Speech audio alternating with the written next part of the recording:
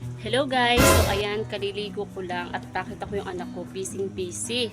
Busy po siya magawa ng regalo niya para kay tatay. So dahil birthday kasi ngayon ni tatay, wala daw siyang regalo kaya nag-effort siyang gumawa ng pambigay na regalo. So tignan natin. Hello Kiana, kulot. Anong ginagawa mo? Ako si tatay, si mamay, si kuya, ako po. Ah, yan ba yung regalo mo kay tatay? Opo. Patingin nga. Patingin. Wow! Aba, galing naman.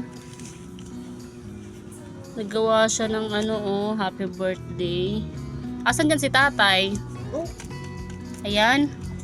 O tapos, ano ito? Ano ito? Ito ay Ano yan? spaghetti, Spaghetti? Tapos, half cup, cupcake. dalawang cupcake. tapos cake, tapos kanin. Ah, may kanin. Di may ulam din. Hindi pa. Ulam. Ah, wala pang ulam. Hindi na. Nasaan si tatay? Eh, sino ito? Sino ito? Si nanay. Ito si tatay. Apo. Ano itsura ni tatay? Pogi. Pogi ba yung drawing mo? Apo. Eh, sino tong katabi ni tatay? Si kuya. Asan ka? Oh, galing oh. O, batiin mo si tatay dito, dali. Dito.